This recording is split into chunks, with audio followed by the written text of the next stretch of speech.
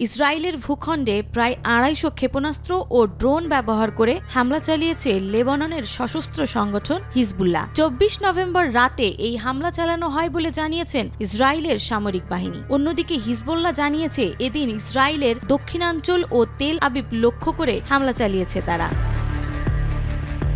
হিজবুল্লাহর দাবি, এই প্রথম তারা ইসরায়েলের দক্ষিণাঞ্চলে আসাদ নৌঘাঁটিতে ড্রোন ব্যবহার করে হামলা চালিয়েছে। অত্যাধুনিক ক্ষেপণাস্ত্র ও ড্রোন ব্যবহার করে তেল আবিবের একটি সামরিক লক্ষ্যবস্তুতে মুহুর্মুহু হামলা চালানো হয়েছে বলে জানান তারা। এছাড়া তেল আবিবের উপকণ্ঠে ক্লিলট সেনাবাহিনী গোয়েন্দা ঘাঁটিতেও ক্ষেপণাস্ত্র ছুড়েছে তারা।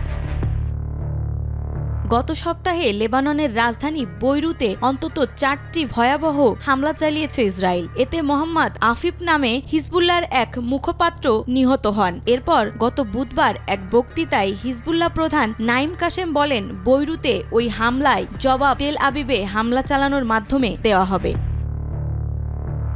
হামলার বিষয়ে এএফপির কাছে কোনো মন্তব্য করেনি ইসরায়েলের সামরিক বাহিনী। তবে তারা জানান, তেল আবিবের উপকণ্ঠ সহ উত্তর পূর্ব ও মধ্য ইসরায়েলের একাধিক জায়গায় সাইরেনের শব্দ শোনা গেছে। আকাশপথে হামলা হলে এমন সাইরেন বাজানো হয়। পরে এএফপির সঙ্গে কথা হয় ইসরায়েলি বাহিনীর। তখন তারা জানান, হিজবুল্লাহ ছোড়া প্রায় ২৫০ ক্ষেপণাস্ত্র লেবানন থেকে ইসরায়েলে প্রবেশ করেছে। ইসরায়েলি বাহিনীর দাবি, এর মধ্যে বেশ কিছু ক্ষেপণাস্ত্র আকাশে থাকতেই ধ্বংস করা হয়েছে।